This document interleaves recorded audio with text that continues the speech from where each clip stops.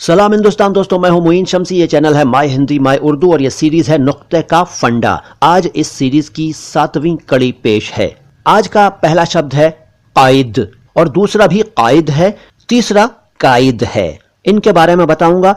हिंदी में कायद 2 बार लिखा हुआ नजर आ रहा है। उनको लग रहा है कि ये तो एक जैसी स्पेलिंग है, इसमें क्या नया है, तो अभी बताऊंगा। लेकिन जिनको उर्दू आती है वो समझ गए होंगे कि उर्दू में इन दोनों शब्दों की स्पेलिंग डिफरेंट है। और तीसरा शब्द कायद, इसके बारे में भी बताता हूं, ध्यान से सुनिए। तो पहले कायद, हिंदी में का के नीचे नुक्ता और उर्दू में काफ से शुरू हो रहा है और अलिफ के बाद हमजा और दाल है। ये अरबी भाषा से उर्दू में आया। इसका पहला अर्थ है नाबीना व्यक्ति की लाठी पकड़कर उसके आगे चलने वाला व्यक्ति, यानी जो नाबीना है, जो देख नहीं सकता, उसको रास्ता दिखाने के लिए उसकी लाठी पकड़कर अगर आप आगे जा रहे हैं उसके, तो आप कायद कहलाएंगे। ये तो इसका पहला अर्थ है। लेकिन इसका दूसरा अर्थ ज्यादा प्रचलित है, वो है नेता, लीडर। हमारे पड़ोसी देश पाकिस्तान के जो राष्ट्रपिता थे मोहम्मद अली जिन्ना, उन्हें कायदे आजम कहते हैं। वहां पर कायदे आजम यानी कि महान नेता कहलाते हैं वो अपने देश में। बहरहाल इस कायद का एक और अर्थ है, वो है सेनाध्यक्ष यानी कि फौज का सरदार। और अब दूसरा कायद काफ अलिफ एन और दाल से बनता है उर्दू में। हिंदी में सेम स्पेलिंग है पहले वाले कायद जैसी। ये भी अरबी भाषा से उर्दू में आया।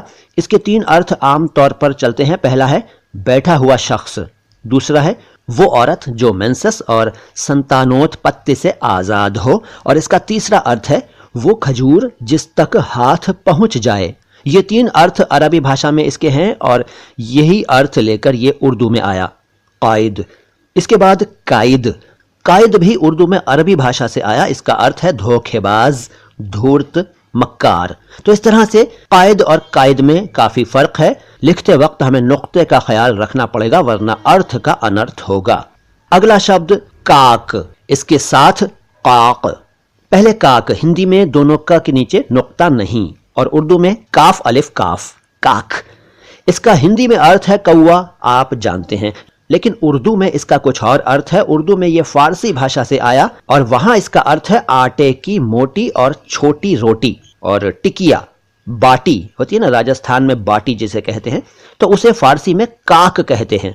काक शब्द से एक सूफी संत का टाइटल बनता है काकी। आप जानते होंगे कि दिल्ली में महरौली में एक दरगाह है हजरत ख्वाजा बख्तियार काकी रहमतुल्लाह अलैह की, बड़े मशहूर सूफी संत हुए हैं। तो उनके नाम में जो काकी है वो भी इसी काक लफ्ज से बना हुआ शब्द है, काकी। हिंदी में काकी कुछ और होता है, चाची को कहते हैं, लेकिन हम यहां फिलहाल फारसी भाषा के काक और काकी शब्द का जिक्र कर रहे हैं। तो ये हुआ काक। और अब काक, यानी हिंदी में अगर आप दोनों का के नीचे नुक्ता लगा दें और उर्दू में काफ के बजाय काफ से शुरू करें इस शब्द को और काफ पर ही खत्म करें, तो बन जाएगा काक। और काक अरबी भाषा से आया हुआ शब्द है जिसका मतलब है बहुत लंबा आदमी, यानी वो शख्स जिसकी हाइट बहुत ज्यादा हो, काक कहलाता है उर्दू में। इसके अलावा काक एक और शब्द भी है जो कि तुर्की भाषा से उर्दू में आया। उस काक का अर्थ है सुखाया हुआ गोश्त, और इसके अलावा सूखा साखा व्यक्ति हो तो उसे भी काक कह देते हैं तुर्की भाषा के हिसाब से। तो काक अलग और काक अलग। इसके बाद काज और काज और काज, 3 उच्चारण, काज, काज और काज। इनके बारे में विस्तार से बताता हूं, ध्यान से सुनिए। लेकिन उससे पहले कहना चाहूंगा कि अगर आपने हमारे चैनल को सब्सक्राइब नहीं किया है तो सब्सक्राइब कर दीजिए। अगर आपने घंटी का बटन नहीं दबाया है तो दबा दीजिए। और फेसबुक पर हमारे page my Hindi my Urdu को फॉलो जरूर करिए। इंस्टाग्राम और ट्विटर पर भी हमारी मौजूदगी है, हमें वहां ज्वाइन कीजिए। हमारे वीडियोज को ज्यादा से ज्यादा शेयर कीजिए ताकि ज्ञान की ज्योति यानी कि इल्म की शम्मा दूर दूर तक पहुंचे। तो अब जिक्र काज, काज और काज का। पहले काज। एक काज तो वो होता है जिसमें बटन लगता है, यानी कि बटन वाला काज। और दूसरा काज हिंदी में काम अर्थ रखता है। काम को भी काज कहते हैं ना, कोई काम काज नहीं है। तो काज काम का ही एक पर्यायवाची शब्द है। अच्छा, इसके अलावा काज फारसी में भी होता है और वहीं से उर्दू में आया। हालांकि उर्दू में कम चलता है, लेकिन फिर भी अर्थ मैं आपको बताता हूं। फारसी वाले काज का अर्थ है काश, यानी कि खुदा करे, काश ऐसा हो जाए, काश ये होता, काश वो होता। तो ये हुआ काज। इसके अलावा हाँ, काज फारसी में भेंगे इंसान को भी कहते हैं, यानी कि जिसकी आंखों में कुछ प्रॉब्लम है, भेंगापन है, तो उसे भी काज कह देते हैं फारसी के हिसाब से। अब काज, काज फारसी भाषा से उर्दू में आया। उर्दू में लिखने के लिए काफ, अलिफ और जे अक्षरों का इस्तेमाल किया जाता है। हिंदी में क के नीचे नुक्ता नहीं और ज के नीचे नुक्ता। काज फारसी भाषा के हिसाब से इसका अर्थ है फूस का छप्पर, यानी कि झोपड़ा, यानी कि फूस का बना हुआ मकान। काज। एक और काज होता है उर्दू में, वो भी फारसी से आया, हालांकि इसका इस्तेमाल उर्दू में कम होता है लेकिन होता है।